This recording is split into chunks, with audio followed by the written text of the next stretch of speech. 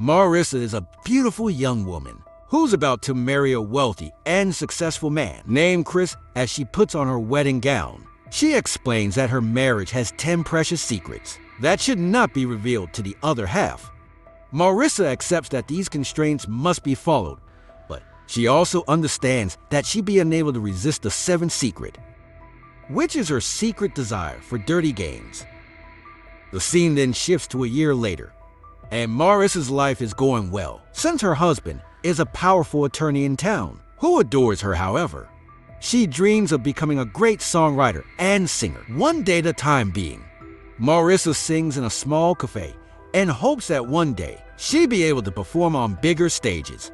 Despite her great marriage, she believes her life to be suffocating since she's not achieved anything in her musical career.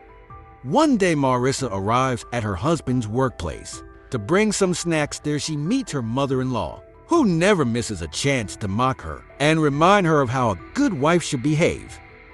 Not wanting to listen to her mother-in-law's taunts, Marissa goes to the park to write lyrics for her next song. She then considers applying for singing competition, but believes she isn't capable enough. After pondering for a long time and failing to come up with anything good, Marissa decides to take a break. She then watches a dirty video in which a man smacks a girl dressed in a high school uniform. Moments later, a man named Slade walks by the park and notices Marissa watching adult videos. He then smiles and observes her with great curiosity. But just then his phone rings, startling Marissa and making her feel ashamed. Slade, on the other hand, isn't bothered about it and simply winks at her before walking away. After that, Marissa wanders across the park while calling her husband, asking them what he wants for dinner tonight. Meanwhile, two men nearby are drinking and talking about personal issues. Moments after, one of the men leaves to relieve himself, while the other notices Marissa from a distance. The man then approaches her and invites her to drink and hang out with them. When Marissa refuses them, he becomes hostile and tries to force her. Fortunately, Slade reappears at that moment and threatens the guy to leave Marissa alone. Just then the other man also appears, and they both apologize and walk away from there. After that, Slade politely tells her not to stroll alone in this park, and that there must be another place for her to watch dirty videos. He inquires if she was the person in the video, which Marissa denies. He then puts his number into her phone and invites her to a place called the Corporal Club, promising her an exciting time there that evening. While Marissa's in her bed, she imagines Slade carrying her on his shoulder and leading her into the forest, where he punishes and smacks her for not writing a song. Chris then enters the bedroom, and seeing that his wife is aroused, he assumes that she's dreaming about him. Chris then kisses her, and the two proceed to make love. After that, Marissa fantasizes about being smacked, which she hints to her husband again and again. However, he ignores all of these signs, as he's debated to perform such behavior.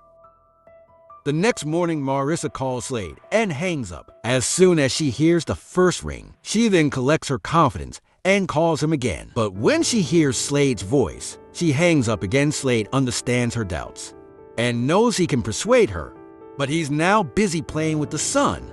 Just then, Marissa is visited by her cop sister, who gives her brochures promoting Marissa's singing show later. Marissa tries to find out more about the Corporal Club and searches the internet for details. Just then, Chris appears and informs her that he'll soon be able to become the state's youngest district attorney. His bosses quit, and Chris now has the support of powerful people to run for this post. He also tells Marissa that family is very important to him and that they should start thinking about having a baby. Marissa, on the other hand, claims that she's not yet ready for this, since she wants to make music and gain some success before becoming a mother. But Chris says that they can't put their lives on hold while she chases her goal. His words offend Marissa deeply, and the two end up arguing with each other. Afterward, Marissa visits the Corporal Club, where she meets a woman named Olivia. Marissa is terrified of going inside. But just then, Slade arrives and persuades her to set aside her fears, assuring her that she's in good hands. However, their talk is interrupted when Chris calls Marissa to apologize for their argument earlier. Next, when Slade opens the door, Marissa hears moaning sounds from the club, which frightens her even more, prompting her to run away. That evening, Marissa and her family go to a cafe where she gives a wonderful performance after her show sister reminds her that she's 29 and that it's time to have a kid and start a family. But Marissa insists that she needs to focus on her career. Now, during their conversation, Marissa observes Slade in the distance. He then walks by stroking her shoulder, making her feel aroused and unable to hear what her sister's saying. The following morning, Marissa receives a phone call from Slade inviting her to the club that evening. She hesitates to join him initially, but accepts his invitation after some persuading. That evening, she decides to enter the club after removing her wedding ring. There, Marissa meets Olivia, who tells her that the Corporal is a nightclub for people with different fetishes and secret desires. They can have fun here and be themselves, while keeping their true desires hidden from society. Olivia then introduces her to Valerie, who also works there, and severely punishes the women to give them pleasure. Valerie informs her that this place has caused her to lose her husband and her career, but is worth it for moments after. Slade appears in the club, and Marissa finds out that he's the owner of the place. To catch Marissa's attention, he picks a girl from the club and severely punishes her. As Marissa watches soon, she feels embarrassed and decides to walk away from there. When she gets home, she spends some time with Chris and tries to get him to smack her. However, since he doesn't get her clues, Marissa loses control and shouts harshly at him. Days later, Slade returns to the place where Marissa's singing and admires her. Meanwhile, Olivia watches this from afar and becomes jealous. Frustrated by this, she returns to the club and requested Valerie harshly spank her. When Marissa returns home, she thinks about Slade and pleasures herself in the bathtub later that night. Slade calls her and invites her to a party that Sunday where all the girls will be dressed as schoolgirls. Marissa has no reason not to trust him, so she promises that she'll be there on Saturday. On Saturday afternoon, Marissa visits her husband's relatives as his older sister is giving birth.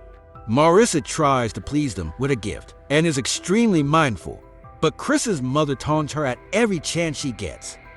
She mocks Marissa's work and calls her unemployed, as she's nearly 30 and has no achievements. However, Chris's youngest sister supports and protects Marissa from these insults, as she understands what it's like to be different. And an outcast later, Chris's mother invites the guests to play a random game.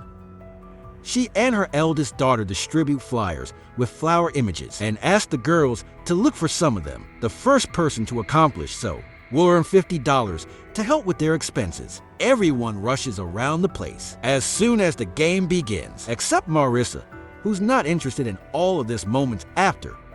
She notices Chris's mother and youngest sister arguing since the mother has a problem with her daughter's behavior and appearance. Realizing that she always be judged for what she wants, Marissa decides not to deny herself and decides to go to the Corporal Club.